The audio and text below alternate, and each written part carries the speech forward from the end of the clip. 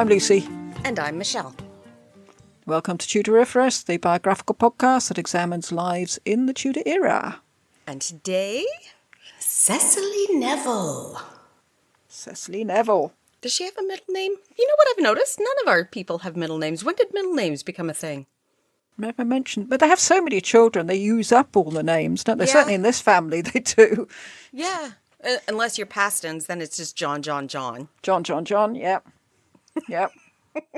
Johnina, Johnetta. Joan. Yes. Okay.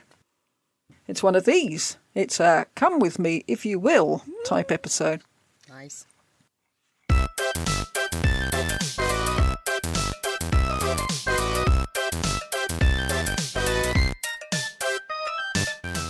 This is the story of a dysfunctional family. Richard, the dad, doesn't want the throne, but then he doesn't want the Duke of Somerset to have it, and so then he does want the throne. Cecily, the mum, wants to be queen and gets so close, but then Richard dies, so she misses her chance. And then her son, Edward, becomes king, so she gets to be mother of the king. And then, what is this? He's married some floozy he met under a tree. Cecily is so cross, she says you weren't the son of Richard, but of a French archer named Blayborn, so put that in your pipe and smoke it. Meanwhile, her other son, George, wants to be king, but everyone says, you can't be king, you're an idiot, so he changes his mind. Then he changes it back again and wants to marry his cousin/sister. His brother says no, but he does it anyway. Edward has his brother drowned in a vat of Malmsey. When Edward dies, the younger son, Richard, takes over. You can't do that, says his mum. Edward had a son. Yes, I can, said Richard. Have you forgotten that French archer named Blayborn? Confused? You will be when we meet the York family. Oh, God. Awesome. Perfect. Oh, wow. Childhood. She did have one. We don't know much about it, but we know she had one. Okay. She was known as the Rose of Rose. I don't know if it's Raby, R-A-B-Y, after the castle where she was born. Okay. Proud Cis for her haughty demeanour. Oh, right. And Cecily, it should have been me, Neville, in her own head. Really? She thought she should be queen. Oh, yes, she did. Not only did she think she should have been, she referred to herself constantly as having been queen. It's as though she'd sort of shut off the bit where it didn't happen. Oh. Hence Proud Cis. For some reason, I thought since they had such a loving marriage and stuff, they'd be normal. Oh, no. No. Well, I don't know. It depends what you think of as normal, but I don't know people like them. Well, she was born 3rd of May, or thereabouts. None of the birth dates in her family are certain. But she was born in the year of the Battle of Agincourt, 1415, which made me think that surely she'd be out of our time range, but she lived to the age of 80. So she didn't die until 1495. Wow. So 10 years into Henry's reign. Wow. She did well. Information about her is hard to come by and hard to verify. We don't have very many of her letters, and those we do have are more often of a sort of business nature than personal ones. Even to her son, we don't get that get me a pound of almonds and a girdle stuff we get from Margaret Paston. No. And they're only business like? Ooh, that doesn't... How could they have such a loving family and be like that? Or maybe they just don't survive. Maybe, or maybe she didn't think that was the sort of thing you put in a letter. Maybe the sort of thing you put in a letter is, you do this, I'll do this. Make sure you don't forget to do this. I had such high hopes for her being a sweetheart. I don't think so. Okay. We don't even know where she was much of the time. It's said that several of the many childbirths she went through took place at Fotheringhay Castle, but we don't know that for sure. Oh. We can extrapolate where she might be from where her husband, Richard Duke of York, was, since they were very often together. They were the opposite of Margaret Burgundy and Charles the Bold. Wow. And that's why they had so many children. So I think Margaret and Charles could have learnt a few things from them. You can't have children if you never get together. You kind of have to be in the same country, people. Simple biology, that is. If we rely on early accounts of her life, we could be way off target, since many of them are written without proof. And when you have a lack of information, the temptation is to fill in the gaps, which is not very helpful in the long run. No. And you've got to try and work out which is gap filler and which is actual fact. Are you struggling the same way I am? We've read so much and we've seen so much that sometimes you confuse what you've seen on TV as real stuff. No, I don't watch anything. The only thing I've watched is Wolf Hall. It's all I've watched. Okay. Yeah, I was listening to a thing. I think it was, I wanted to say Never Mind the Tudors. It's not that. Is it not just the Tudors? And they were talking about representation of Henry VIII on screen. And I thought, oh, the only one I've actually watched is the Wolf Hall one. So I thought I might actually watch Anne of 1,000 Days or Charles Lawton. Or... Oh, I haven't seen that one. I've just seen The Six Wives of Henry VIII. Oh, what, Keith Michel? Is that his name? I don't know his name. Way back in the 70s? Yeah, it's in the 70s. Yeah. All I know is he ends up being like a love interest on Murder, She Wrote later in the 80s. Oh. That's what I know. I was thinking, so there's a bit of parochial announcements really, a bit of housekeeping that probably ought to be off camera, but I was thinking towards the end of this season we ought to watch In the Shadow of the Tower. Ooh, yeah. And decide how accurate it was from our position of vast knowledge that we're at now. About the different people. Yes. Right, back to Cecily. As with many of the women we cover in this podcast, these episodes will be as much about her husband and her sons as about her. Yeah. We don't even know her real name. What? Well, there are various versions to be found in the records. It's to do with spelling. We've got Cecily with an IE on the end. Cecily. I don't know if that's meant to be Cicili. Cicili. Cecilia. Cecilia. Cecile. And I quite like this, Cecil. Quite tempted to go through the whole episode calling her Cecil. We used to have a cockerel called Cecil. Her mother was Joan Beaufort, daughter, of course, of John of Gaunt and Catherine Swynford. Yes. Initially illegitimate, but on the marriage of her parents, the Pope legitimised their children. Well, wait a second. Then her son has the same claim as Margaret of Beaufort. They've all seemed to be sort of on the level as far as claims go. Yeah, you're all illegitimate. Excuse me. No throwing stones. She's said to have been the youngest of her father, Ralph Neville, 1st Earl of Westmoreland, children. And the fact is, she's said to have been, shows the lack of cold, hard facts. They don't know. And the fact he had 22 of them. 22 children from more than one woman, I'm assuming. 2 women. But those are the known ones. These are the 22 official ones. Jeez. He may have had more. 22. He had John, Ralph, Maud, Alice, Philippa, Margaret, Anne, Marjorie, Elizabeth, Richard, William, George, Edward, Robert, Cuthbert, Henry, Thomas, Catherine, Eleanor, Anne again, Jane, and Cecily. Anne again? They named 2 daughters Anne? Yeah, neither of them died. Oh, it's a John situation. Yes, I think it's just they got to what would they have then? That's their 20th, and they probably thought I can't think of any more names, so they called her Anne. I'm going to call them all the same name anyway. I can't remember that many names when I'm angry. No, he died when Cecily was 10, but he died of a relatively old age. He'd been in his 50s when she was born. His second wife was 15 years his junior. So why did Cecily marry Richard, Duke of York? Her father bought the guardianship and marriage rights of Richard when the boy was orphaned for 3,000 marks. That's a lot of money. That's a lot of money. And it won't surprise you to hear we aren't sure of his birth date either. His mother died soon after his birth, and his father was executed in 1415 for plottage. That sounds like a soup. He was involved in the Southampton plot to overthrow King Henry V and place Edmund Mortimer on the throne. Richard was probably around 11 when he entered the Neville household, and Cecily was about 7. And why was Cecily chosen to marry him, given there were plenty of Neville girls to choose from? All the rest were already promised elsewhere. She was the only one left. She's the leftovers? Well, yes, she's the leftovers, but to think if Richard had beaten Henry VI in the War of the Roses, she'd have been queen. Not just in her head, she really would have been queen, and all those older sisters would have been absolutely livid, wouldn't they? Mm-hmm. And Richard was quite a gamble.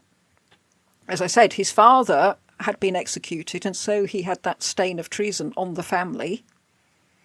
But this was a gamble that paid off for Cecily and her family, since Richard was allowed to inherit the title and the lands. Oh, they didn't attaint him. Oh, no. His dad. Dad, but not him. Interesting. Anyway, even better, first his uncle died without an heir, and Richard became Duke of York. What a way to put it. Even better, his uncle dies. And then even better than that, another uncle, Edmund Mortimer, died of plague in Ireland, and Richard inherited his huge tracts of Marcher land. So in fact, the gamble paid off beyond Cecily's family's wildest dreams. Wow.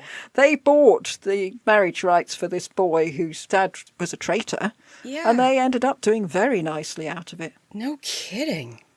What do the fathers get out of it? Do they expect the son-in-law, to help them financially? I never asked that question. Or are they just doing it for their daughter? I suppose, given the ups and downs of life in this time, if father-in-law was attainted, at least he could fall back on his son-in-law's money. Yeah. You've always got some money in the family. Yeah. I don't know. Marriage. If you want to imagine Richard, Duke of York, incidentally, he had the most extraordinary forked beard. Really? Yeah. I mean, not necessarily at the age of 11. But... That's a very odd-looking child. Yeah, let's no go with that. The boy had a forked beard. That's how they knew to bank their money on him. Oh, dear. Yeah, if you look, there's sort of two pointy, almost like tusks coming off him. A very Viking beard. Not an attractive look, I don't think. Sorry, I shouldn't say that because I think John of the yes, Saga Thing has a forked beard. But his don't look like tusks. The wardship passed to Joan Beaufort, Cecily's mum, on the death of her husband. Richard was later removed from her wardship due to the rivalry between the Beauforts and Humphrey, Duke of Gloucester, over the regency of Henry VI. Well, that and women very rarely got to keep the wardship if their husband passed away. Well, she was given it, and I presume that she must have kept the marriage rights as well, because their marriage was formalised in 1429 when Cecily was 14. And we know they're separate, don't they, the guardianship and the marriage rights? Yes. A papal dispensation was needed, of course it was, they always are, since they were related in the third degree. Their common ancestor was Edward III, who was their great-grandfather. Okay. Not a bad common ancestor to boast of, really, no. I suppose. Even though he was vicious? Yes, nasty man. We don't know where their marriage was celebrated, either in London or Durham, which are opposite ends of the country, so we can see how sketchy the sources are. And in fact, there is no record in the calendar of papal registers of the dispensation. Okay, you are king now, Edward IV. Why did you not have your family history researched and written down? Your mum was still alive. She would have been able to tell you. Yeah, but it's interesting. There's no sign of the dispensation. At all. So was there another nasty trick played on them? Or also, not everything in the papal register is still there. There's quite a lot of things missing. That, and we don't have access to the actual papal archives. No, but I was taking it from second hand.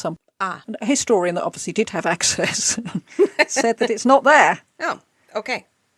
Probably best to assume that it's just gone missing rather than that they didn't bother to get one. Yeah. Richard and Cecily were at both coronations of Henry VI in England and France in 1431. Oh. And as often happens, we may not know much about these people at this time, but we know an awful lot about what they ate at this coronation, or the English coronation. Which is hilarious. First course, a boar's head, venison, gilded meat, swan, stewed capon, heron, pike, a custard decorated with golden fleur-de-lis, and a subtlety of carved marzipan depicting St. Edward and St. Louis bringing Henry his coat of arms. Second course, pork, crane, rabbit, chickens, peacock, bream, fritters, custard and cream, and a subtlety depicting the Emperor and Henry V bringing young Henry the mantle of the Garter. Third course, quince compote. Well, that sounds quite nice, but then venison, crabs, egret, curlew, woodcock, plovers, quail and larks, baked meats, fritters and pies, and a subtlety depicting the Virgin Mary sitting with baby Jesus on her lap, and St. George and St. Denis kneeling either side of her. And presumably they had to go through that whole thing again when they went to the French coronation. That's, again, no vegetables. Yes, no vegetables at all. And were you meant to eat the subtleties, do you think? I mean, you'd feel guilty snapping the fingers off the Virgin Mary and stuffing them in your mouth, wouldn't you? No, I couldn't. I don't, like, even the gummy bears, I have to bite the heads off first.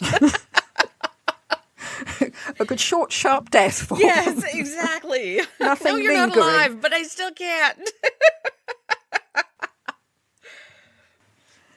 We know that Richard took Cecily with him to France since he applied for 2 papal indults.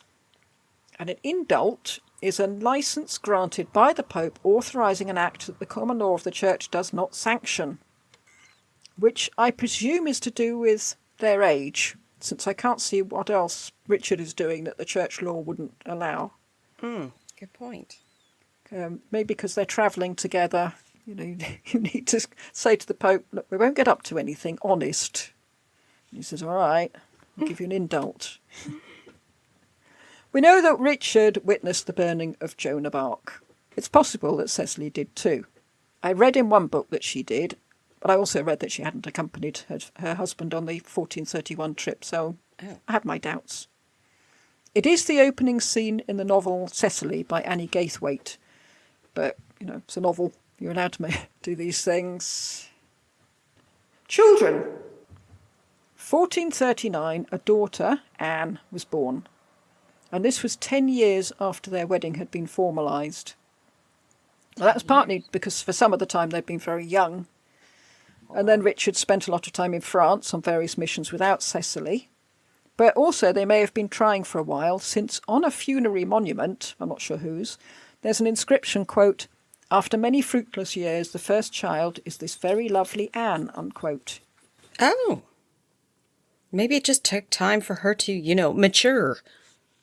Not everybody can get pregnant at 15. Well, this must have been extremely traumatic time for Cecily because she was failing in her duty. Right. She wasn't helped by the fact that her siblings were knocking out children left, right and centre. So, so horrible. Pop, pop, pop.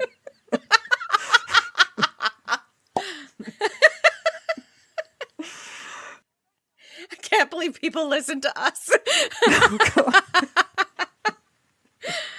Yeah, switch it off now. You're wasting your time. Go do something more useful. Some husbands would have used the lack of heirs as an excuse to repudiate her, but not Richard. Yes. Not only did he stick by her, but he was also a Henry VII. We have no evidence that he was ever unfaithful. Oh. See? Doesn't mean he wasn't ever unfaithful. We have just no don't. evidence of it. Right. Yeah, I mean, we don't know. But And it sounds like she was unfaithful from your beginning opener, joiner. that is one of the mysteries of our life. Their next child, Henry, didn't survive very long, and sadly for Cecily, she lost her mother around that time as well. June 1441, Richard returned to Normandy, this time taking Cecily with him, as well as little Anne, and they stayed there for 3 years. Having been apart initially, Richard and Cecily then spent much of their lives together, unless Richard's mission was thought to be too dangerous. Wow. And from then on, they had plenty of children. That's unusual for most stories that we know of. The woman stays behind. Interesting. I don't think she would have done. I think she'd have said, no, No. it's coming. I'm coming. One of the sources I read, by John Ashdown Hill, contained the line, quote, "This shows that between 1438 and 1455, regular marital sex between Cecily and her husband must have been the norm," unquote. Which Wow. seems a little intrusive to me. Yes. They've been getting it on every day. If you want to remember the children of Richard and Cecily, a monk in Clare in Suffolk gave us this handy aide-memoire. Quote, "Sir, after the time of long Baronessa, God first sent Anne, which signifies Gressa." Hang on, I'm doing this too Chaucerian. You're not going to be able to understand what I'm saying. "Sir, after the time of long Baroness, God first sent Anne, which signifies grace, in token that all her heart's heaviness, he, as for Baroness, would throw them chase. Henry, Edward, and Edmund, each in his place, succeeded twain daughters came, Elizabeth and Margaret, and afterwards William. John after William next born was, which both be passed to God's grace. George was next, and after Thomas born was, which soon after did pace by the path of death to the heavenly place." That's just Thomas, not George, unfortunately. "Richard liveth yet, but last of all was Ursula, to him whom God list call," unquote. So they lost a lot of the children. They lost a few, yeah. They still had a few, but they did lose a few. The two daughters that say twain, they're not twins, are they? Or is it one after another? Or did she actually have twins? No, I don't think so. Okay. I think it means two daughters, twain daughters. Right. I think that's all it means. Twins would have been cooler. Gets it over and done with. Out of that lot, we have Edward, who became Edward IV, Elizabeth, who married Alice Chaucer's son, John de la Pole, Duke of Suffolk, the boring one from episode 4, Margaret, who became Margaret of Burgundy, George, Duke of Clarence, died in Nevada Malmsey, Richard, who became Richard III, and Edmund was Edmund of Rutland, who died alongside his father at the Battle of Wakefield when he was just 17, if you know what I mean. A lot of those were really big hitters, and also a lot of them were really not very nice. Yeah. I get the impression ambition was drummed into them from an early age by their parents. Well, they were of royal stock in a way. Yeah. Down the line a bit, but yeah, you can't just go become a farmer. No. Yeah. Oh no, I don't think you'd have dared face either Cecily or Richard if you decided. I just want to be a farmer. I just want to sing. No, I don't think they'd have gone for that. Despite being married to Cecily, a Beaufort girl, Richard's allegiance was to Humphrey of Gloucester.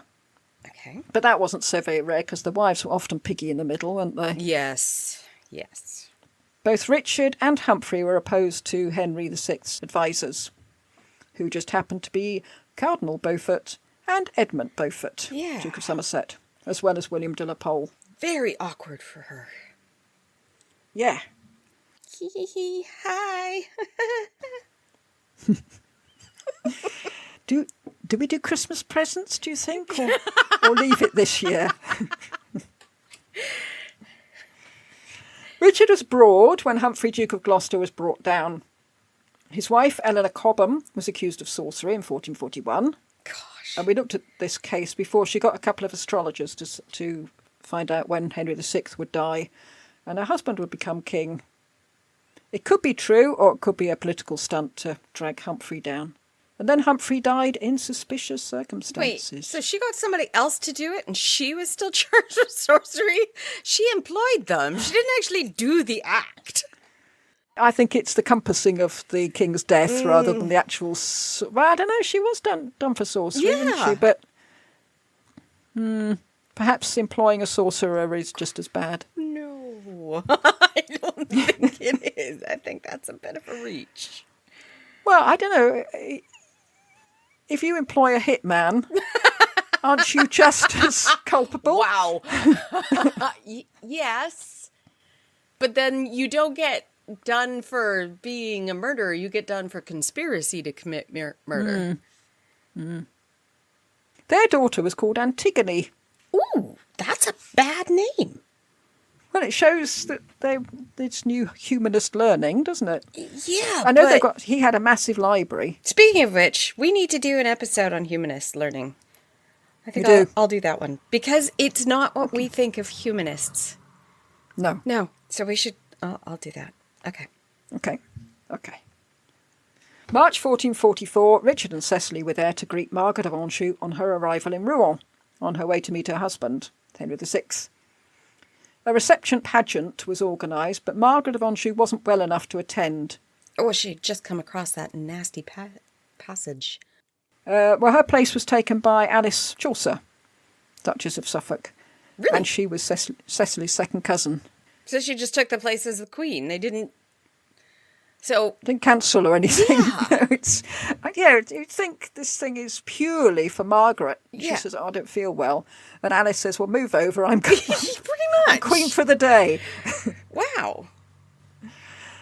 Apparently, Margaret of Anjou was struck by the sumptuousness of their clothes, because one of Cecily's dresses cost £215. Holy cow. Anjou was rather poor. Yeah, I looked it up. In 2017, that would have been £134,247 and 5p. Wow. For a dress. Yeah, it's not surprising she'd never seen one before, because have you ever seen a dress costing £134,247 and 5p? Pretty sure, yes. Oh.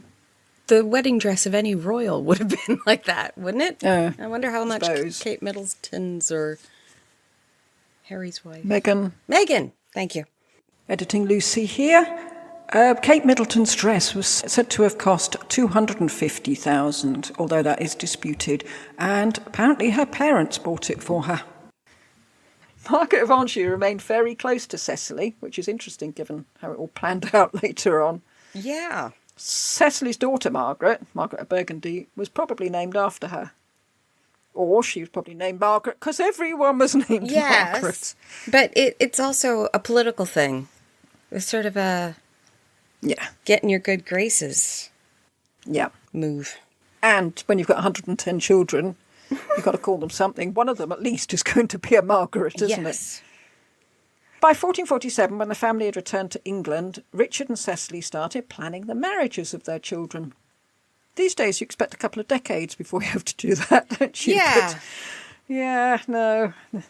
But then we've seen how long it takes to get some of those negotiations done. Yeah. So start early. Yep. Anne was married to Henry Holland, Duke of Exeter. She must have been about 8 at this time. And this was a horrendous marriage. And she did eventually divorce him. Horrible man. Yeah. Later, Exeter, Henry Holland, had gone overseas on an errand for Edward IV and had fallen overboard. Oh. Should have done that before the divorce. Well, however, the invaluable Milanese ambassador told Charles the Bold that Edward IV had told the crew of the ship to throw him overboard. Ah. Are we talking about abuse here?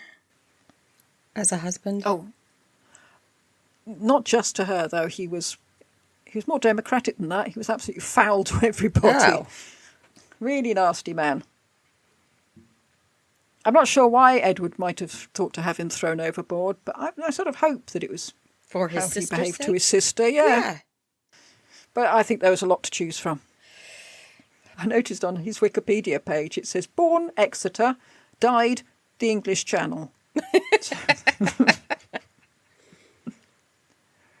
Young Edward, later to be Edward IV, was to be married to one of Charles VII's, of France's daughters. But apparently there was bickering as to which one, so the whole thing fell through. Problems with Edmund Beaufort. Richard had been on good terms with the French monarchy, apart from this marriage thing. At least he'd managed to avoid conflict. However, Edmund Beaufort had other ideas. And something we know about Edmund Beaufort was that he was said to be romantically linked to Catherine of Valois, Henry VI's mother. And she went on to marry Owen Tudor, and their first son was called Edmund, which some people thought was a little bit odd. Yes. His uncle, Cardinal Beaufort, financed the excursion to France. And we heard in Mr. Tiptoft's episode how wealthy he was and how many people were in debt to him and how he seemed to fund everything. Yeah. This invasion was concocted entirely independently of Richard, even though he was Lieutenant General of France, and he was quite cross about it. Oh. They went over his head. Was he short? Sorry. For some reason, I think he was, but I can't remember where I read that. I do sort of imagine Cecily towering over him. In its ludicrous hats that they wore, which made them look about 2 foot taller. Richard's tenure in France was up soon after that, and the family returned to England, where he hoped to be reappointed, but that position went to Edmund Beaufort. Fighting began in Normandy in August 1449, when Edmund Beaufort surrendered Rouen without a fight. By the following year, nearly all English territories in northern France had been lost. Edmund came home in disgrace, and yet was still made Duke of Somerset by Henry VI, which made both Edmund and the King very unpopular. Does not go over well. No. I wonder if that was the death knell of the reign. Honestly, because if you look at the timeline, it's right after that things start going sideways. Well, yes, it's partly that, and partly people look to Richard now because they think he's the only sane one there. I think he's the only voice of reason. Mm-hmm. Like, he should be attainted. He should not become an earl. No. Or a duke. I mean, that's given any money. That's a huge thing. Yeah. Massive. Yeah. Losing France. Yeah. Yeah. Yeah. And Richard's claim was arguably better than Henry's. I mean, yes, all right, he went through the illegitimate line, but yeah, so did others, as you pointed out. And he didn't keep doing stupid things. With Humphrey, Duke of Gloucester, dead, Richard of York became the heir presumptive. And Edward Beaufort contested Richard's right to be the heir presumptive, because Edmund did have a claim, since he was also descended from Edward III. Yeah. So it's hard to see, really, who had the greater claim. And there may have been a certain amount of sour grapes here. Edmund's inheritance was only worth a grand total of £300 annually. And Cecily's dress was 1/3 of that. Richard's was worth £5,800. Jeez. Which is a vast amount of money. Henry VI's attempt to compensate Edmund just made them even more unpopular with the other nobles. Yeah, this should not be coming out of the royal coffers. Obviously Edmund had gone to him, so it's not fair. Yeah. He's got more than me. Humphrey left Richard and Cecil Baynard's Castle in London. But it's not known how much time Cecily spent there, since the political atmosphere had become quite charged, and London wasn't a very safe place to be. No. William de la Pole and Edmund Beaufort did their best to keep Richard away from positions of power, and that meant keeping him away from both England and France. Mm-hmm. So what's left? Ireland! In 1447 he found himself Lieutenant of Ireland. He appointed a deputy to start with, so it wasn't until June 49 that they actually travelled to Ireland. And the delay may have been that Richard still hoped to have some status in the council around Henry VI, but obviously by 1449 he realised that wasn't happening. So October 1449, Cecily gave birth to George. Boo. And his godfathers were James Fitzgerald, 6th Earl of Desmond, and James Butler, 4th Earl of Ormond. And the fact that he was born in Ireland might have stood George in good stead later when he possibly brought his little boy, Edward, now have a special friend, there for safekeeping. And it certainly made it easier for Lambert Simnel to win the Irish over. As for the other children, we're not sure which of them accompanied her to Ireland. Anne may have stayed in England with her husband Henry Holland, before his little dip in the water. Edward and Edmund might have been at Ludlow. We're not sure when they first started residence there. I thought, well, surely Henry VI's son would have been there, but this is before his son was born. Right. So I guess the heirs of the heir presumptive throne live there. goes there? Oh. Yeah, seems to. Oh, I haven't heard that before. Elizabeth of York was probably living with another noble family. and Margaret might have been left at the nursery at Fotheringay. So in other words, we don't know where any of them were apart from George. It does seem odd, though. You've got one in a nursery and several of them already married. Yeah. But 20 years difference. Yeah. Jeez.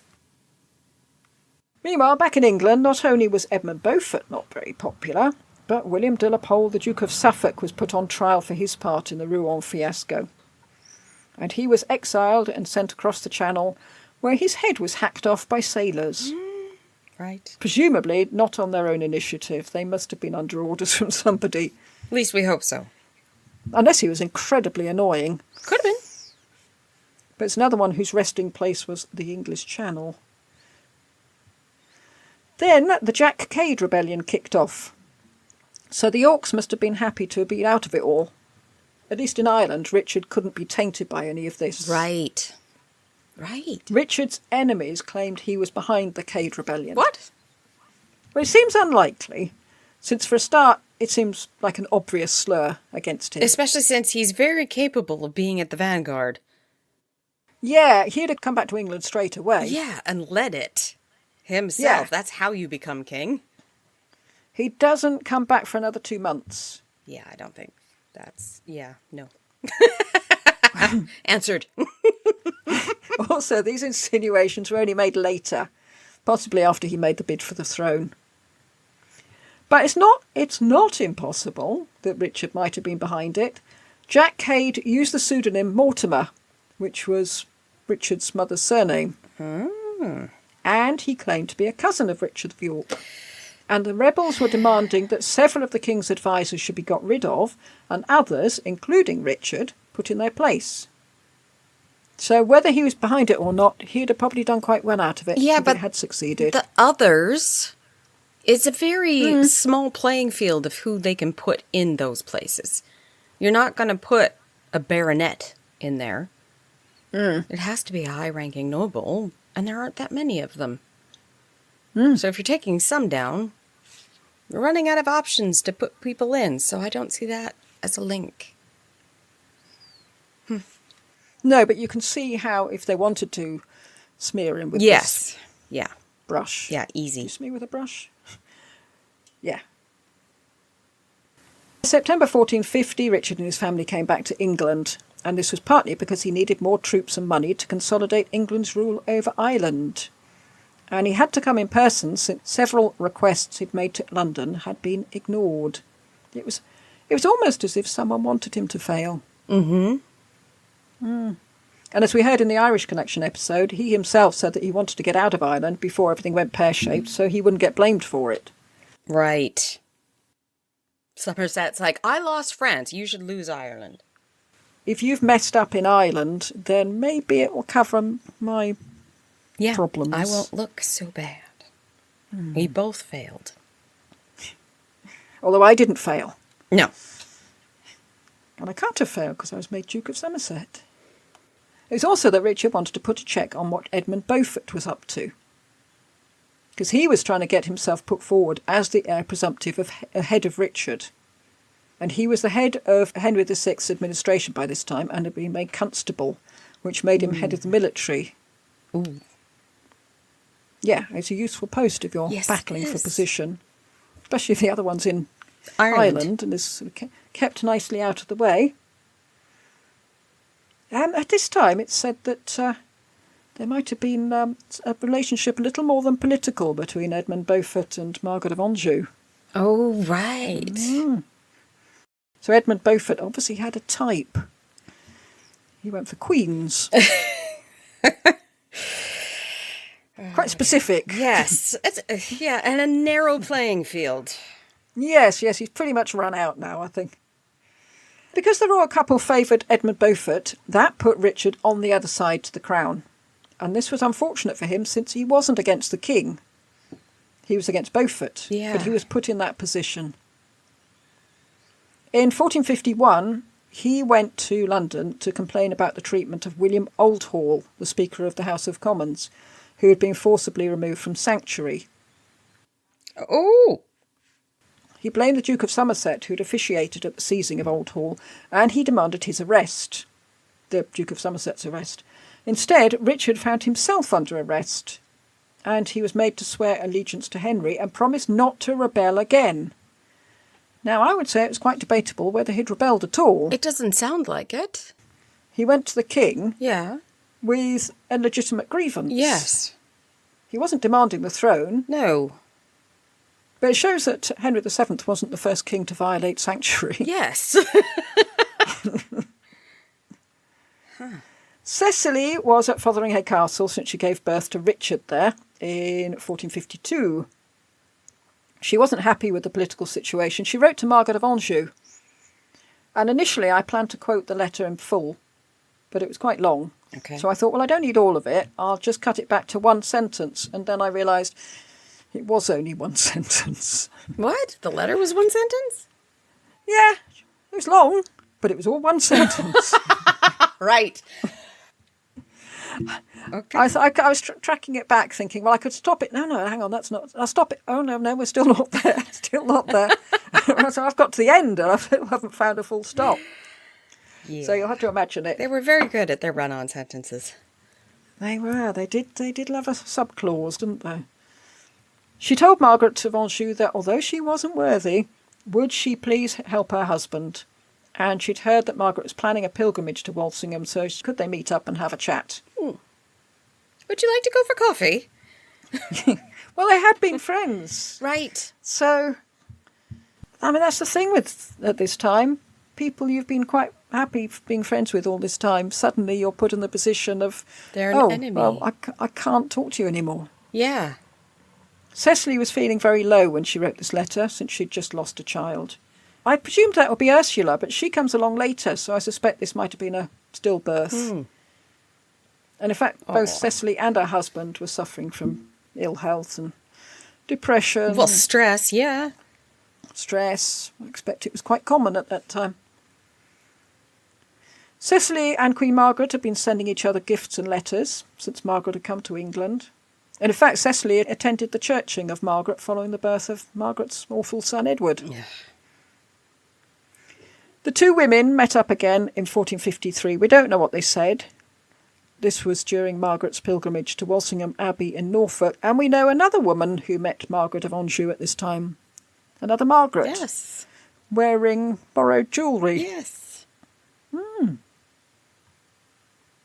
I better just say Paston in case people are thinking, what? Who? Yeah, they're probably like, Beaufort? No. She's still a child. I don't think she's born yet. Yes. Because we're steeped in all of this stuff, you forget that for most people they just listen for an hour or so every week and that's it. And they've got the rest of their lives. And there seems to be dozens of Margarets. Yes.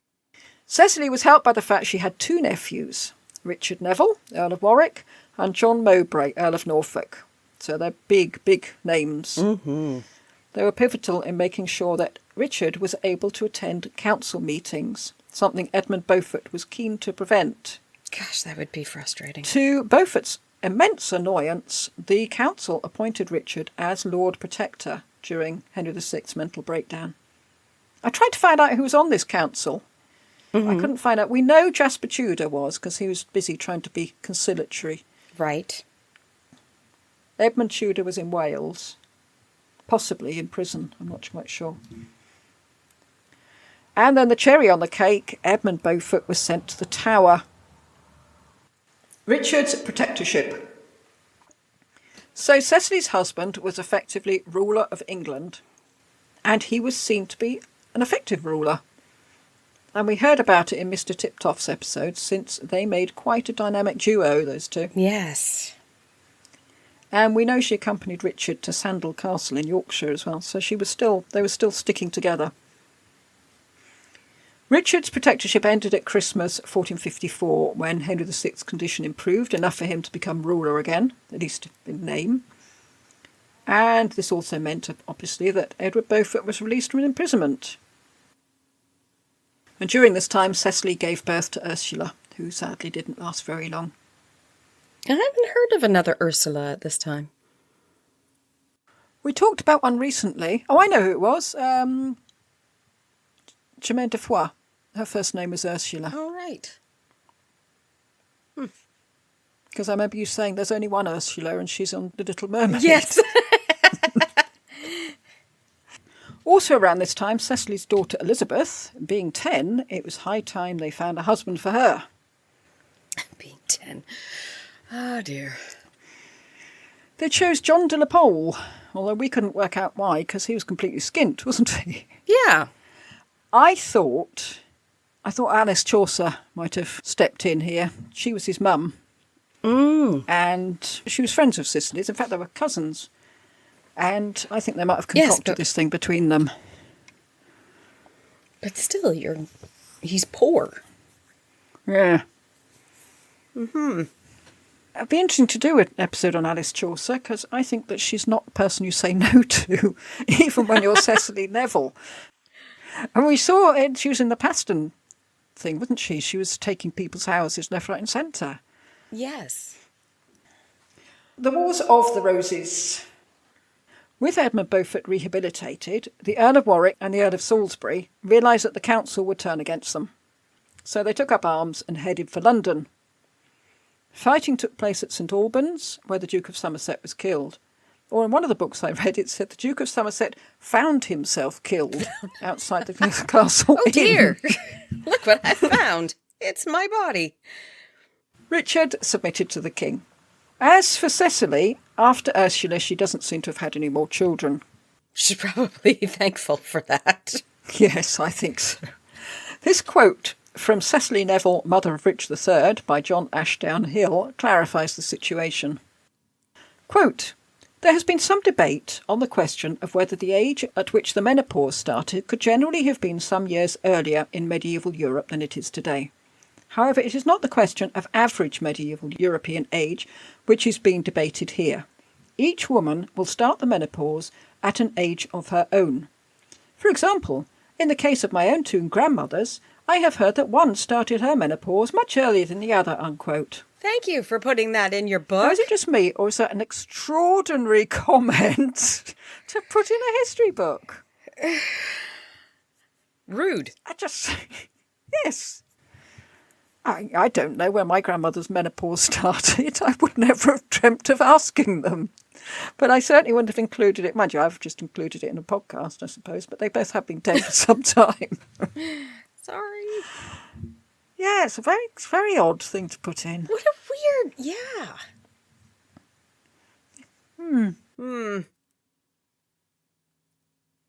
On the 18th of June 1456, Sir John Fastolf wrote from Caister to John Paston, quote, if you find my Lady of York disposed to visit this poor place, if you remember, this place was absolutely massive. Yes. Commend me to her, and tell her how it is with me that I cannot receive her as I ought, unquote. And I cross-reference this with Fastolf's episode. He was ill at this time. And although Fastolf hadn't seen eye to eye with Edmund Beaufort, he wasn't on Richard's side either. I think he was just an irascible old man who ploughed his own furrow, really, but it shows that he still looked fondly on Cecily, while not actually supporting her husband. He might have feared for her now that the Wars of the Roses had kicked off, because anything might happen. 1457, Richard again was being confronted by enemy forces. The Battle of Ludford Bridge took place in October. One of their allies, Sir Andrew Trollope, defected to the king. Good name.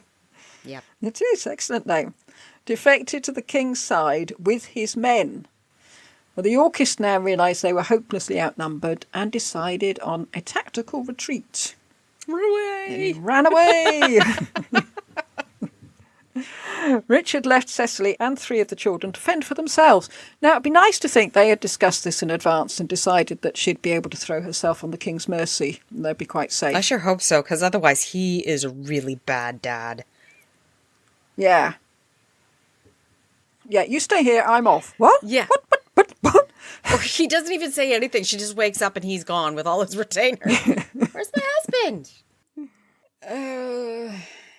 He took my favorite chair. Well, we have no evidence that Cecily and the kids, their Richard, Margaret and George were with her, was left standing in the market square at Ludlow while the aftermath of the battle took place, as the popular story goes. But it was said that Cecily was, quote, spoiled, unquote. And I don't mean they were so nice to her that they spoiled her. They raped her?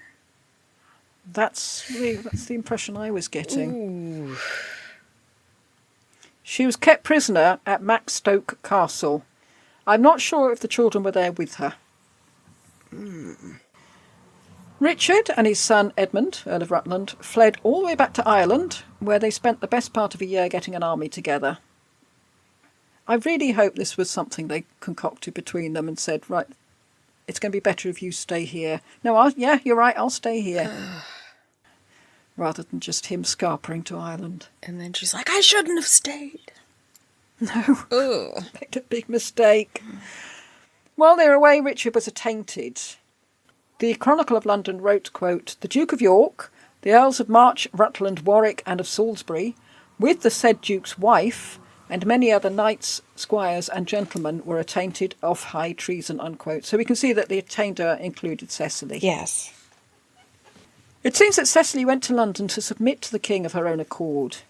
So obviously she must be out of the castle by now. Yes. She was just I sure hope she was not raped. Yeah. That's very uncomfortable. Yeah, you wonder what Richard would have thought if he came back and discovered that had happened while he'd gone. Anger and possibly a little bit of guilt. I sure hope so. The king was quite lenient. To quote from the patent rolls, quote, whereas the king promised Cecily, Duchess of York, for the relief of her and her infants, who have not offended against the king, 1,000 marks yearly during her life from certain possessions late of Richard, her husband, in the counties of Northampton, Essex, Hertford, Suffolk, Salop, and Hereford, and signed a bill thereof, unquote. And that's only one of 2 times that she's mentioned in the rolls. I mean, you'd think that someone of her stature and things would be mentioned all over the place, but bizarrely, no. She's a woman. Well, it's interesting how many books I came across and how many podcast episodes I listened to where they said, nobody talks about her. And I thought, yeah, but this is the 3rd book I've read and the 4th podcast I've listened to about her. It seems people are talking about her all the time. Yeah, but then you're looking for it. Yeah, that's true. It doesn't mean that this being freed from her attaint doesn't mean her attainder doesn't mean that she was free to go where she pleased. Quote, the Duchess of York was take to the Duke of Buckingham and to his lady, for they 2 ben sisters, and there she was till the field was done at Northampton, the Battle of Northampton, 10th July 1460, and she was kept full straight, and many a great rebuke, unquote. Ooh. So, by the sound of it, she was put into the hands of her sister, Anne Neville, who then on the understanding that her sister would nag her continuously. Dear. You idiot. Which apparently she did. They really fell out over this. March 1458, Love Day. Richard, Duke of York, walked hand in hand with Margaret of Anjou. Yeah. And again, we don't know if Cecily was there, and if she was, whom she walked hand in hand with. Probably her sister. Yes. Yeah, I want you 2 to shake and be friends again. Yeah. Battle of Blore Heath, September 1459. Cecily's brother, the Earl of Salisbury, defeated the Lancastrian forces. And remember, she was born a Lancastrian, which implies so too was the Earl of Salisbury, which just goes to show how messy the whole thing was. Yeah. So glad I am not any of these people. June 1460, Warwick, Salisbury and Edward Earl of March returned to England, landing on the east coast. They met up with the King's army in Northampton the following month, where they captured the king. And in September, after his son Edward had done most of the heavy lifting, Richard and his eldest son Edmund returned from Ireland. So he's left his wife again and 3 of the younger children. And again, he hasn't come back until his oldest son has done most of the fighting. This man is not a good man. Well, to start with, we don't know what. I mean, yeah, he was a good ruler. We know that. Yes. Yeah, I mean, maybe we're reading the wrong thing into the situation. Yeah. Well, Cecily and her 3 younger children left her nagging sister and headed off to meet her husband. They seem to have stayed at Fastolf's place in Southwark, and it had been bequeathed to the Pastons by Sir John Fastolf, or so John Paston said, who knows? Yes. And Edward Earl of March had written to them asking if his mother and siblings could stay there. And she planned to stay for 2 weeks, but then she received a message from Richard telling her to join him in Hertford, which she did, leaving the 3 children behind at Southwark. Which seems so wrong to us. It was terrible weather. Oh. It was apparently the wettest time for 100 years, they said. So maybe it is best she left the kids somewhere nice and warm and dry. Yeah, but still, leaving your children behind just seems wrong. To me, it seems wrong. I suppose she didn't really know what she was going to. Ah, okay, then that makes way more sense. I wouldn't want to take them somewhere dangerous. Everything's so up in the air that even if things were fine when she set off, by the time she got there, it might have changed. Yeah, point.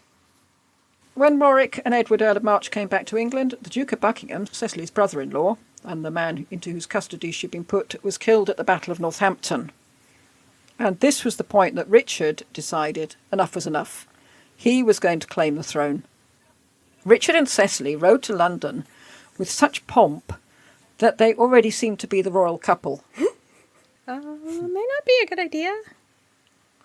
Well, Cecily actively supported his claim. She was using her royal arms in London and receiving recognition as Queen in Waiting. Oh, wow. Oh, a bit presumptuous. As far as she was concerned, this was it. Yeah, only a matter of time before she'd be Queen, and that would show her nagging sister. Yeah, she really wasn't on her husband's side through all this until she had to deal with her own sister. I'll show you. Well, Cecily was known as Proud Cis for her haughtiness, and it's hard to tell how much of a reputation for haughtiness is deserved, but it is partly due to the fact that instead of signing herself Cecily of York, she started just to write Cecily. Not R? Not R. But because she couldn't get away with that Richmond Regina thing, could she? No. But yeah, you don't just sign your name without any appendage. Not unless you think you're Queen. In October, Richard formally submitted his claim to the crown to Parliament, and this asserted that Henry IV and his son and grandson had been Lancastrian usurpers of the crown of Richard II, and that as the living heir of Richard II's senior uncle, Lionel, Duke of Clarence, Richard, Duke of York, had the superior claim to the throne than Henry VI had. he kind of did. He did, but you do wonder why he hadn't mentioned this before. Yeah. This must have been something he knew. Yes, but, I mean, it's about to start a civil war, ultimately. You are starting a civil war, and that would, I would hope, make you think twice before you did it. It must have been quite difficult for Cecily, because Henry's her cousin. But then everyone's her cousin. Yes. So, and she doesn't seem to have let it bother her too much. As to why he rebelled, I think he saw the writing on the wall. It was them or him. Yes, he was going to die if he did not. Yeah. His father had been executed for treason, and that would be his fate if he didn't do something. Self-preservation. Yeah. If he'd always wanted to be the king, he could have done it before. He'd had plenty of opportunities. But he didn't. He'd tried to do the right thing, but the option wasn't there anymore. Mm-hmm. I didn't get the impression he'd been eaten up with ambition to be king. He just did what he had to do to survive. It's his wife. You should be king. You should be king. Why are you not taking over? Yes. Is Lady Macbeth a rather obvious comparison? On 10th of October, York arrived in London and took residence in the royal palace. Entering Parliament with his sword borne upright before him, he made for the throne and placed his hand on it as if to occupy it. And he may have been expecting the assembled peers to acclaim him as king, as they had done with Henry Bolingbroke in 1399. Instead, there was an excruciating silence. Ooh, how awkward. Thomas Bourchier, the Archbishop of Canterbury, asked very solicitously whether he wished to see the king. Do you need to see the king at this point? Yeah.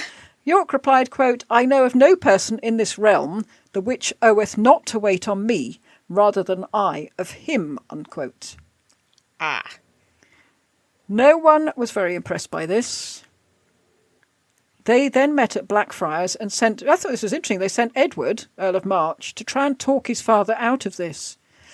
Really? And persuade him to come back to the negotiating table, yeah. You'd meant to go and turn. God, you've really blown it this time, Dad. Yeah. What were you thinking? Yeah. It was Mum, wasn't it? She put you up to this. Yes. Eventually, Richard was forced to accept that this was not going to go all his own way. He agreed that Henry could stay on the throne, but that Richard and his sons would have the throne thereafter. This shunted Henry's horrible son Edward out of the line of succession and put Richard's horrible sons there instead. And as we said before, surely Henry VI had just painted a target on his back. Richard and his family were ruthless. Yes. They wouldn't have waited for him to die of pure displeasure and melancholy. No. 30th of December 1460, Richard was in Sandal Castle near Wakefield, and he was being besieged. For reasons unknown to anybody, Richard decided to lead his forces out of the castle against Margaret of Anjou's forces. The Yorkists claim they had been tricked and had thought the northern lords were on their side. Well, I'd say that was part of war. I mean, you can't go, oh, that's not fair. Yeah. Yeah. No, that's all part of it, I'm afraid. Richard and his son Edmund were killed. Richard was either killed during the fighting or was captured, given a crown of bulrushes. I don't know how you bend a bulrush into shape, but anyway, and then executed. Edmund was definitely executed after the battle. It wasn't a formal execution, his throat was cut. The Earl of Salisbury, Cecily's brother, fled the battlefield and was later killed in Pontefract. So Cecily has just lost her brother, her husband, and her son. Oh, goodness. In one go. How do you survive that kind of grief? I don't know. Unfortunately, she's had practice. She's lost so many children. Yeah. Grieving must have been her natural state, mustn't it? You're just getting over one catastrophe and another one comes up. After Richard, Margaret of Anjou was on her way to London, backed by Scottish troops. So no more letters and nice gifts between Margaret and Cecily. Cecily's son Edward was preparing to fight. Cecily was in London with her younger children and her nephew, the Earl of Warwick. She could have fled across the Channel.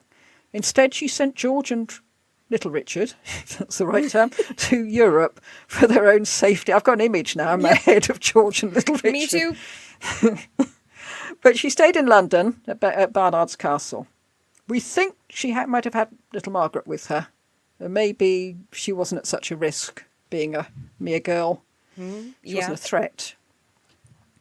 Edward of March was at Mortimer's Cross fighting and beating Jasper, so it was left to Cecily to make sure that Margaret didn't get into London. Cecily sent a message to Edward to say, get over here as quickly as you can. This is serious. Margaret of Anjou sent an envoy to London to tell them to let her in. But Cecily negotiated with the officers of London, telling them, do no such thing. And remember, this is a woman telling the male officers of London what to do, and they're agreeing. And Margaret of Anjou was forced to back down. So it's extraordinary. I mean, these two met back in Rouen and were friends. They looked after Margaret. She was new to all this. But they were both flashed their very posh dress. strong-willed and not generally liked. Anjou wasn't. No. And now they are bitter enemies. at war together against each other. Yeah. The following March, Edward was declared king, but almost immediately he was heading north to put down those who were still loyal to Henry VI at the Battle of Towton. While he was away doing that, he left Cecily in control. Richard and George, little Richard and George, were back in May. I can just see them with this sort of shock of hair as well now. The boys, particularly George, had suddenly become very important because George was now heir presumptive. Cecily, too, gained a new importance. Wait, George was? He's not the oldest. His brother's king. Oh, right. Okay. Gotcha. Yeah. Edmund died Right. in battle. Right. Edward's king. Yes. Yeah, George is the next one down. Oh, God. I was hoping you were wrong, but you're not. I feel that George, Duke of Clarence, is our Jeff from Totalitarian. Yeah. Cecily, too, gained new importance. On Monday, I'd like to say June the 1st, a friend of mine's son's birthday is on June the 1st, and when he was little, he always called it June the 1st. So whenever I see it, I want to say June the 1st. So Monday, June the 1st, 1461, she was given manors to the value of 50,000 marks, 5,000 marks a year, which is a lot of money. Yes, not as much as 50,000, though. Not as much as 50. I don't think anyone was getting that amount. No. She was the first lady in the land since Edward had no recognised consort. Yes, she is the king's mother. Although he could have been married to Eleanor Butler at this point. Could have been. John Ashdown Hill is adamant that he was. Oh. But he also reports that Edward had an affair with Henry Beaufort, his second cousin.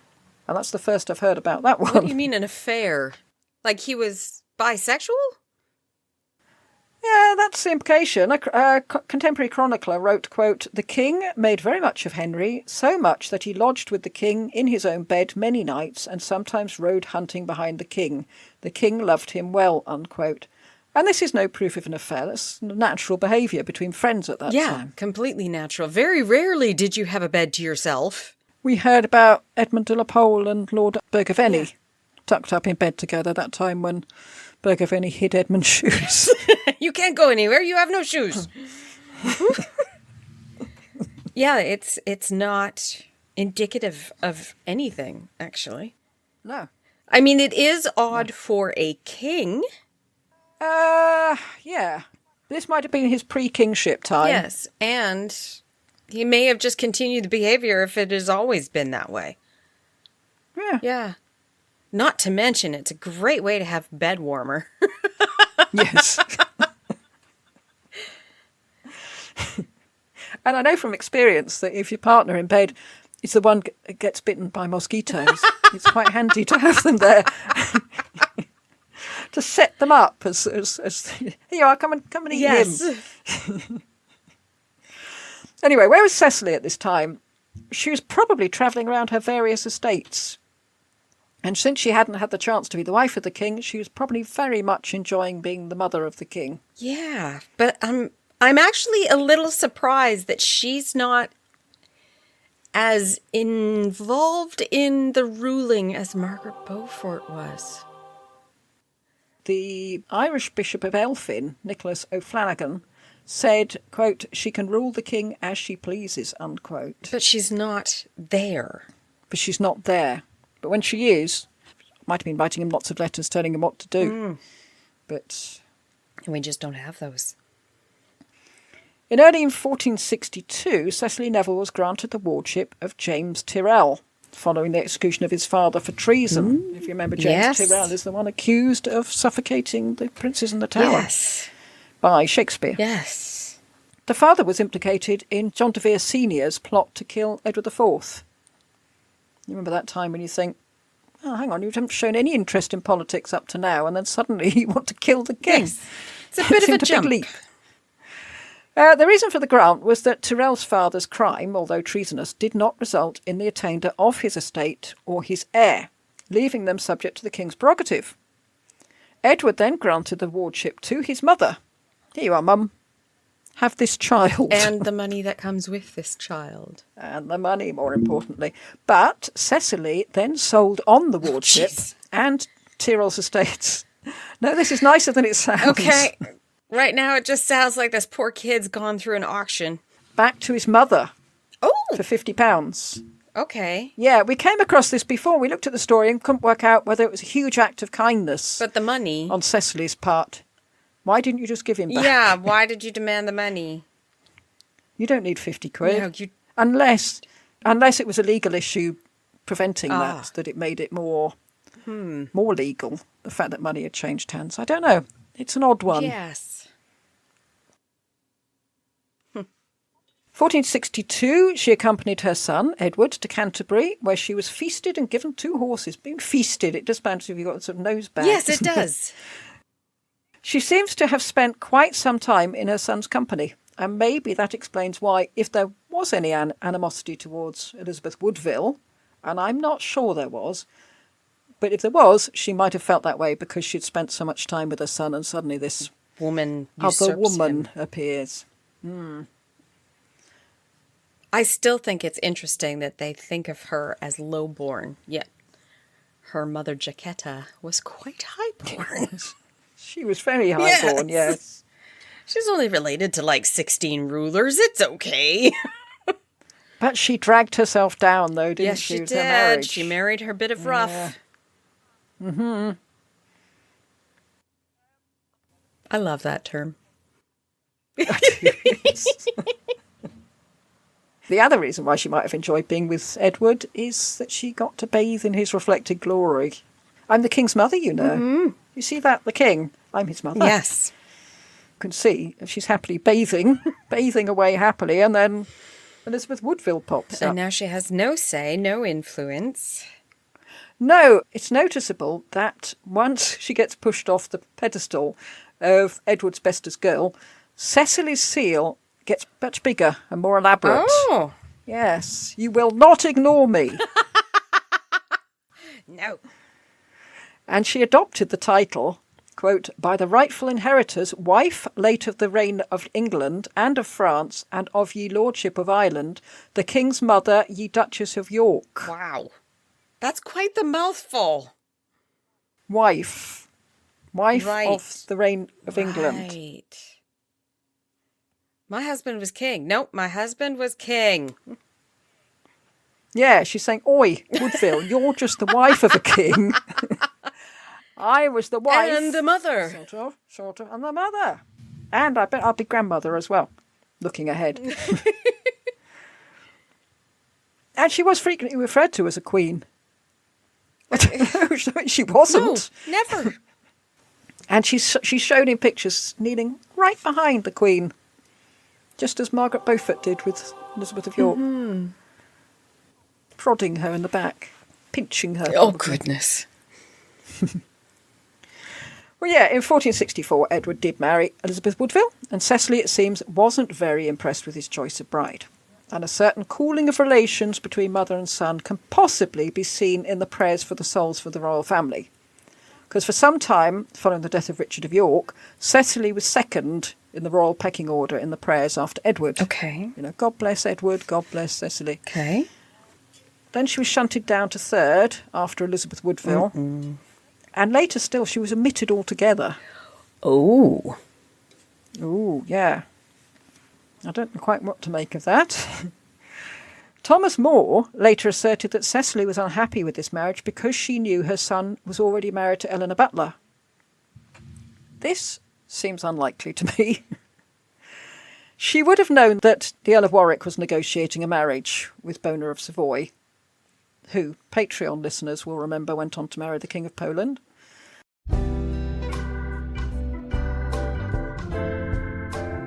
Tudoriferous Patreon, for those who like pina coladas and getting caught in the rain. If Cecily knew Edward was married already, wouldn't she have mentioned the fact to Warwick? Or would she have connived with her son to keep quiet? Oh. I don't know. If she hated Elizabeth, it would be a great time to rule that out. You're not queen. There's this woman over there. Well, it's possible Eleanor might have been dead by this point. Oh. In which case Cecily might have thought, oh, you know, there's no point bringing it up now, is there? But Thomas More also said in his history of the Richard III that Cecily and Edward discussed his marriage to Elizabeth Woodville before it occurred. Oh. She advised against it, suggesting he marry his mistress, Elizabeth Lucy, with whom he had a child. This was written 50 years later, though, and it's a pretty, as we know, it's a pretty dodgy dossier anyway, isn't it? And certainly Ricardians will say it is. I don't see Cecily as a marry your mistress sort of mother. No. No, she's going to be saying, you need to build us up. Yes. More. Marry someone important. Yes. Another queen. Or, yeah. Yeah. Political. We know that Cecily was proud of her lineage, And the Woodville intrusion she may well have seen as watering down the bloodline. And she had to watch as the Woodvilles were given titles and exceptional marriages. A rumour was circulating that Cecily tried to get the marriage annulled and even attempted to get George made king instead of Edward by claiming that Edward was illegitimate. I find that very hard to believe. Cecily was Proud Cis. Yeah, saying that she had been wanton. I don't think so. No. Maybe, and this is just my contribution, I didn't read it in proper historians, but I wondered if this put the idea into George's head. What if my brother is illegitimate? Why not? Then I should be king. Luckily, it's not ability that's needed, just the oldest legitimate child, and that's me. Yes. It may have encouraged him to make his move later on. And his mom's, excuse me? You said what? Well, whatever Cecily thought of Elizabeth Woodville, she was godmother to Elizabeth and Edward's eldest daughter, Elizabeth of York. Yeah, but that may not have been Elizabeth's choice. It may have been her husband's choice to try to satisfy dear Mummy, who's really angry right now. Well, not only that, but she won't go. Edward seemed to have been massaging his mother's ego anyway, because he built her some apartments in the royal residence because she point-blank refused to leave. I'm not going. No. Okay, fine, I'll build you a granny annex. Live in there. A granny annex. And that was, awesome. Yeah, she just said, no, I'm not going anywhere. I'm not going if she's not going. 1467, and a Burgundian delegation came over, headed by Duke Philip the Good's natural son, Anthony, the bastard of Burgundy, to arrange the marriage between his brother, the Duke of Charolais, soon to be Charles the Bold, and Cecily's daughter, Margaret, soon to be Margaret of Burgundy. Yes, yes. There was a big tournament where Anthony was pitted against another Anthony, Anthony Woodville. The Woodville family were all in favour of the Burgundian alliance. Yeah. We don't know why, but I'd really like to know why. The only thing I can think of is Jacquetta. Oh, yeah. Jacquetta had ties to the Burgundy family. So I'm thinking it's her saying, you know what we need? We need somebody who I have familial ties with. Yeah. That's the only reason I can think of that. I wonder if Edward was so fed up with Warwick by this time, he just thought, which side is he on? Right, we're doing the other one. Mm-hmm. We're not sure if Cecily was at this tournament. Warwick wasn't, because obviously he was very much against it. I wonder if he would have done better in time if he had just sort of said, you know what, they're right, and moved on from that.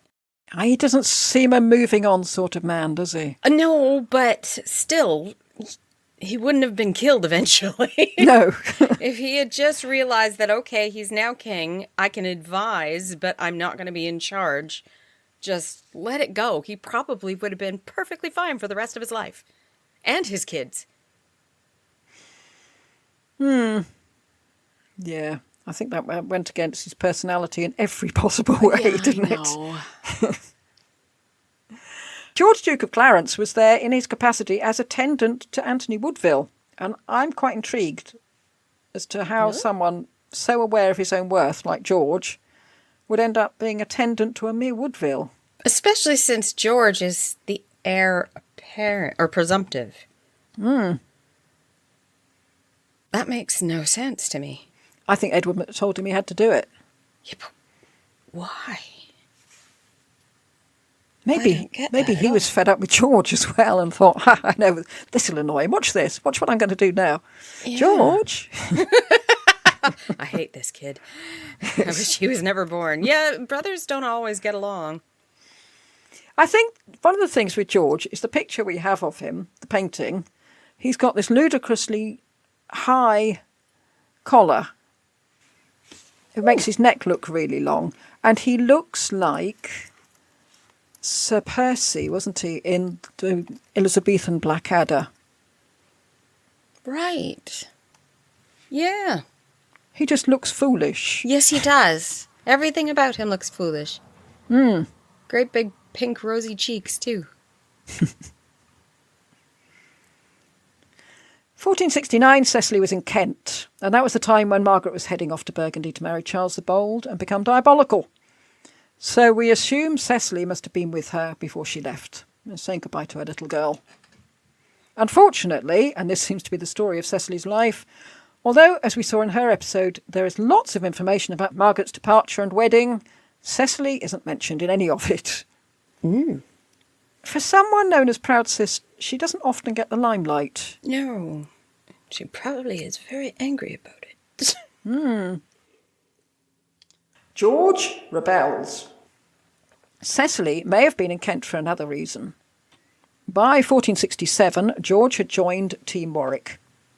For Cecily, obviously, this wasn't just a political problem, it was personal. One of her sons had turned against another. It's hard to tell what Cecily thought. And again, that is also the story of Cecily's life. Constantly thinking, what did she think about it? Yes.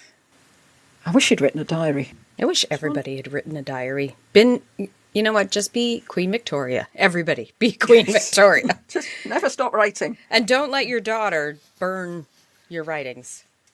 Yeah, it would have been so interesting to know what she felt about her family's constant difficulties. Yeah. I read that she favoured George's marriage to Isabel Neville, the Earl of Warwick's daughter, even though Edward had said a very emphatic no.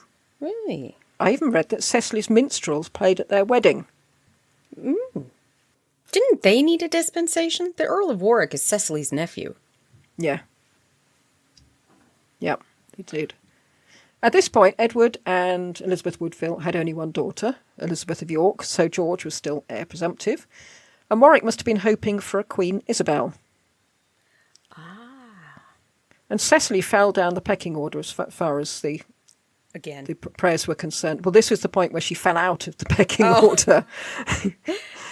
Yes, God bless Mummy. Doesn't seem to have been an issue anymore. And it's been suggested that this might have been a direct consequence for her support of George's marriage. Oh. You can hardly blame Edward. She sided with his brother rather than him. Yes, and he's the king. Yeah, I mean, this argument seems to be based on the fact that she went to Sandwich when George and Warwick were heading overseas. And I just say Sandwich is a port on the east coast. It seems much more likely to me that far from going there to give them her blessing, she was trying to talk them out of it, to bang their heads together. In which case, none of the previous stuff was relevant or ever happened. It just doesn't ring true to me that she would side with George and Warwick. She's wanted to be Queen, and she's mother at least of the Queen Mum. Yeah. Mind you, she still would be if George became king. Yeah, true, but gosh, how do you choose sides when it's your sons? And maybe it's a personal thing. Maybe she just preferred George. I know it seems odd, but she might have done. He never disagrees with his mummy. No. She'd actually have a say. Yes, and he'd be marrying Isabel and Neville, not some bint he found under a tree. Yes. If Cecily was so much for this marriage, why might she have been? We've sort of discussed that. She's never been happy about the Woodville connection. Warwick and George wanted to overthrow the Woodvilles, and at this time, apparently it was all they were planning to do. It was all they were coming clean about anyway. The idea that George should become king came later. Maybe Cecily thought it was worth estranging herself from Edward to get rid of the Woodvilles. Possibly. I don't know. I have serious doubts. As we said, I mean, she's distancing herself from the son who was king. Yeah. And siding with the son who was... technically a traitor. George. It was George, yeah. He was just George. Yes. Edward did some niggly little things against his mother, like not confirming her grant to a man to be keeper of her estates in Essex. There may have been a larger story around this, or it could have been seen as petty revenge. Also, Cecily had been given grant for life of the manor at Newhall, but this grant became invalid because Edward was meant to sign something or do the admin, I'm not sure, and she lost it because he didn't. I mean, maybe he was busy with other things. She was also deprived of a grant of £400 from the customs of the Port of Hull. I'm not sure why she had any right to the customs of the Port of Hull, but we've come across this before, that people get money from all sorts of places. And then in 1468, she had to give up Fotheringhay Castle to Edward. She was recompensed with manors of Berkhamsted and King Langley in Hertfordshire and Berkhamsted Castle, so I don't think we need to feel too sorry for her. Yeah, she's not poor. But maybe she just can't afford tons more of those dresses. Yeah, but if you want to believe the idea that Cecily favoured George, you can find evidence for it of a sort. That Edward seems to be just trying to make her life more difficult in niggly little ways. Neglecting his poor mother, not giving her a dime, no Christmas cards. Yeah, as you said, the marriage between George and Isabel Neville would need a papal dispensation for two reasons. Because they themselves were closely related. George and Warwick were cousins. And Cecily was Isabel's godmother. Oh, so which makes them sister and brother. Yeah. Yes, to both George and Isabel. And it seems extraordinary that Pope Sixtus issued the dispensation. Yeah, that doesn't make sense to me. Like, that's extra close. It is. It's not like you are a king. And the king's not exactly supportive of this marriage. Well, that's what I'm thinking. Not only the closeness, but the king has said no. No. Yeah. The king has said no. And I tried to find out whether Sixtus had any reason to have fallen out with Edward, whether he was doing this out of spite. He's a tricky customer, Sixtus. He instigated the Spanish Inquisition. Ugh. He validated slavery of non-Christians, and he arranged Lorenzo de' Medici to be bumped off. None of that's good. No, I couldn't find any connection with Edward IV, though, so I don't know why he agreed to it. We hear of the marriage taking place in Calais, but in fact it was also later solemnised in Canterbury Cathedral by George Neville, Archbishop of York, and Warwick's brother. Edward was already annoyed with the Archbishop. I might as well. And he'd taken the Great Seal away from him in front of his brother George. As a show of intention, look, little brother, if you side with the Nevilles, you are backing the wrong horse. But this does seem to be a hell of a slap in the face for Edward IV. Mm-hmm. Your Archbishop of York is now siding with the other side. Yeah. Anyway, before all this, George and Warwick sailed back to England where they mustered some Kentish men, and there was an uprising by a man called Robin of Rearsdale. And this was meant to be a spontaneous uprising, but of course it had been organised in advance by Warwick. And there's always a spontaneous... Sorry, they can't see my bunny quotes. Spontaneous.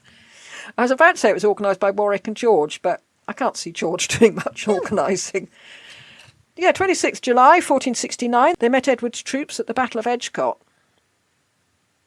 So if Cecily really had backed George, I wonder if she'd had any inkling that it would get to this stage. She's got two sons on opposing sides of a battle.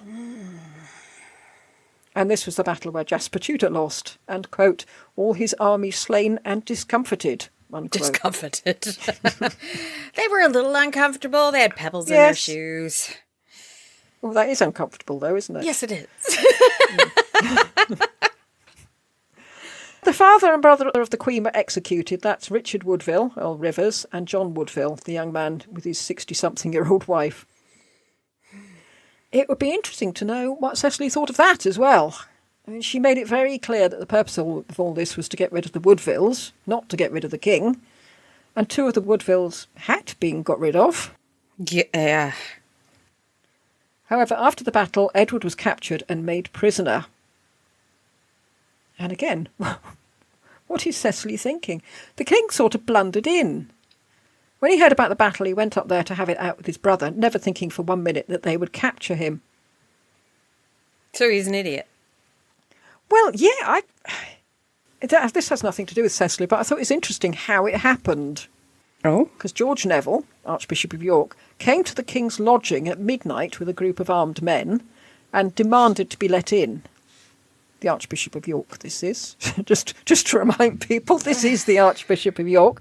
Messengers were sent to the king, who said he was tired, but would happily talk to him tomorrow. The Archbishop wasn't content with that and sent messages back to say, no, now. Wow. The king said, fine, let him in. Oh, for goodness sake, you're a He ha- doofus. He had no doubts about his loyalty at this point, despite the fact he was banging on the door in the middle of the night. The king was in bed. The archbishop told him to get up. He said he should come to his brother, Warwick, since he could not resist this. The king got up and went with him, still apparently not suspecting that anything was particularly wrong. So he's an idiot. Well, he must have been very naive. He was then imprisoned, first in Warwick Castle and then in Middleham Castle in Yorkshire. I think we must do a cameo on George Neville. I want to know what the hell he thinks he's up to. You're the Archbishop of York and you're hammering on the king's door, telling him to get out of bed. Yeah. Anyway, when they realised they couldn't rule through Edward, they let him go. And then Cecily tried to reconcile the two parties. Too late, Mum. We think that's what she's doing. Edward and George met at Baynard's Castle, Cecily's place. I presume she just banged their heads together and said, right, you two, pack it in. Yes, we've had enough. Don't make me come back there. I will turn this car around. Sorry, I will turn this carriage around. If it was the case, yeah, it didn't work. Warwick and George marched north, telling Edward they were going to put down the Lancastrians. But once they were away from Edward, they joined the insurrection, leading to the Battle of Losecoat Field. Warwick and John and Ringo, Warwick and George then fled to Calais, but they weren't allowed to land. That's when poor Isabel was having a baby, wasn't it? And she had to have it on the boat. Edward had banished him from English soil. They went on to France, where they were welcomed with open arms by Louis XI. Yes, they were. George was later to tell his mother that he'd never been happy with this arrangement. Mum, I didn't want to do it. It wasn't me. And not surprisingly, they're using England's enemy to fight England's king. Yes. Yes, they Cecily's little boy, George, is blundering into very, very dangerous territories here. Yes. And next week, we'll have more York family shenanigans. Goodness. I want to bang their heads together. But we'll still never hear about what Cecily actually thought of all this, frustratingly. I can't imagine if my children were to end up in a battlefield against each other. Yes, trying to kill each other, essentially. Yeah. Ugh. Yeah. So next week we will have a look at Edward's illegitimacy. Goodness. I'd be pretty ticked if I were her. I'd be so mad. Yep. And that's the other son, the one we haven't talked about yet. Yes. I wonder if she was pleased with any of her sons. I wouldn't. All right, they got to be king. One got to be But king. two got to be king. Was she still alive? Yeah. Oh, yeah, she was alive 10 years into Henry VII's reign. Right. Yeah. Oh, goodness. Yeah, she might have thought, yeah, you've both got to be king, but my God, you're annoying. How dare you? Ridiculous. Absolutely ridiculous. The whole thing. Yeah. Confused? You will be next week. Yep. Goodbye. Goodbye.